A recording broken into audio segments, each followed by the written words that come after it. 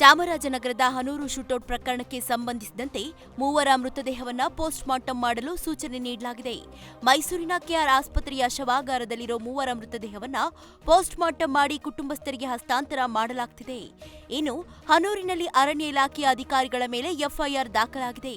CM DK Shivakumar magistrate ತನಿಖೆಗೆ ಆದೇಶ ಮಾಡಿದ್ದು, ನಾಳೆ ಶೂಟೌಟ್ ಕುರಿತು ಸಭೆ ಮಾಡಲಿದ್ದಾರೆ.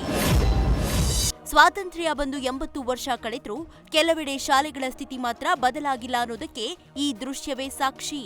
ನೀವು ನೋಡ್ತಿರೋದು 1947ರ ವಿಡಿಯೋ ಅಲ್ಲ, ನಿನ್ನೆಯ ಸ್ವಾತಂತ್ರ್ಯ ದಿನಾಚರಣೆಯ ದೃಶ್ಯ.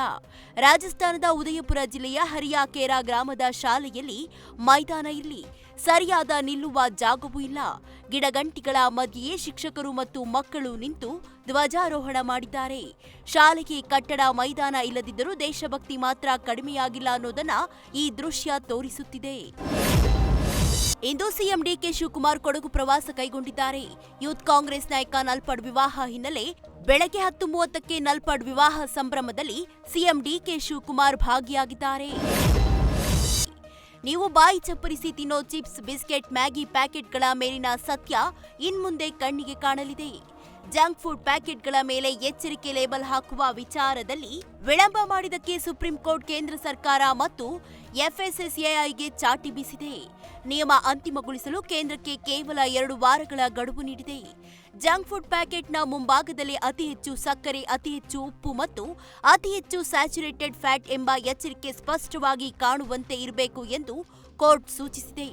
ಮಕ್ಕಳ ಆರೋಗ್ಯದ ಬಗ್ಗೆ ಕಳವಳ ವ್ಯಕ್ತಪಡಿಸಿದ ನ್ಯಾಯಪೀಠ, ದೊಡ್ಡ ಆಹಾರ ಕಂಪನಿಗಳ ಒತ್ತಡಕ್ಕೆ ಮಣಿಯುತ್ತಿದ್ದೀರಾ ಎಂದು ಸರ್ಕಾರವನ್ನ ಪ್ರಶ್ನಿಸಿದೆ. ಈ ಲೇಬಲ್ ಆಹಾರ ನಿಷೇಧಕ್ಕಾಗಿ ಅಲ್ಲ, ಜನರು ತಾವು ಏನು ತಿನ್ನುತ್ತಿದ್ದಾರೆ ಎಂಬುದನ್ನು ತಿಳಿದುಕೊಳ್ಳಲು ಎಂದು ಕೋರ್ಟ್ ಸ್ಪಷ್ಟಪಡಿಸಿದೆ. ಭರ್ತಿಗೂ ಮುನ್ನವೇ ಕಬಿನಿ ಡ್ಯಾಂ ನೀರು ಖಾಲಿ ಮಾಡಲು ಅಧಿಕಾರಿಗಳು ಮುಂದಾಗಿದ್ದಾರೆ. ತಮಿಳುನಾಡಿಗೆ 12,000 ಕ್ಯೂಸೆಕ್ ನೀರು ಹರಿಸುವಂತೆ ಸಿಡಬ್ಲ್ಯೂಆರ್ಸಿ ಆದೇಶ ಹೊರಡಿಸಿತ್ತು.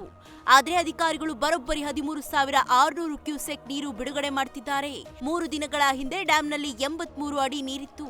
ಆದರೆ ಸದ್ಯ ನೀರಿನ ಮಟ್ಟ 80 ಅಡಿಗೆ ಕುಸಿದಿದೆ.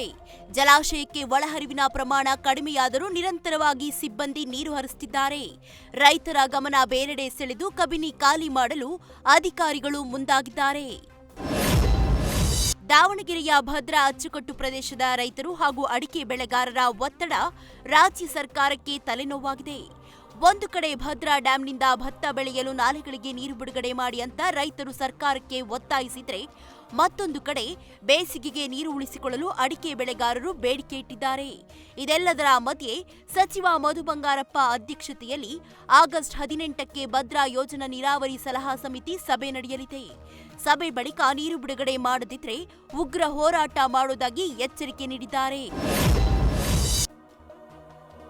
ಬೆಂಗಳೂರು ಸೇರಿದಂತೆ ರಾಜ್ಯದಲ್ಲಿ ಆಹಾರ ಸುರಕ್ಷತಾ ತಪಾಸಣೆ ಮುಂದುವರೆದಿದ್ದು, ಹೋಮ್ ಬೇಕರ್ಸ್, ಟಿಫನ್ ಸೇವೆಗಳು, ಕ್ಲೌಡ್ ಕಿಚನ್ಗಳ ಮೇಲೂ ಅಧಿಕಾರಿಗಳು ಕಣ್ಣಿಟ್ಟಿದ್ದಾರೆ. ಇನ್ಸ್ಟಾಗ್ರಾಂ ಮೂಲಕ ಆಹಾರ ಮಾರಾಟ ಮಾಡುವವರು, ತಾತ್ಕಾಲಿಕ ಆಹಾರ ಮಳಿಗೆಗಳಲ್ಲಿನ ಆಹಾರ ಪದಾರ್ಥಗಳ ಮೇಲೂ ಎಫ್ಎಸ್ಎಸ್ಎಐ ಕಣ್ಣಿಟ್ಟಿದೆ. ಎಫ್ಎಸ್ಎಸ್ಎಐ ನಿಯಮಗಳ ಪ್ರಕಾರ ಪ್ರತಿಯೊಬ್ಬ ಆಹಾರ ಉದ್ಯಮ ನಿರ್ವಾಹಕರು ನೋಂದಣಿ ಪರವಾನಗಿ ಹೊಂದಿರಬೇಕು. ಹೋಮ್ ಕಿಚನ್ಗಳಿಗೆ ಕಠಿಣ ನೀತಿ ಅಗತ್ಯ ಎಂದು ಆರೋಗ್ಯ ಸಚಿವ ಯುಟಿ ಖಾದರ್ ಸೂಚಿಸಿದ್ದಾರೆ.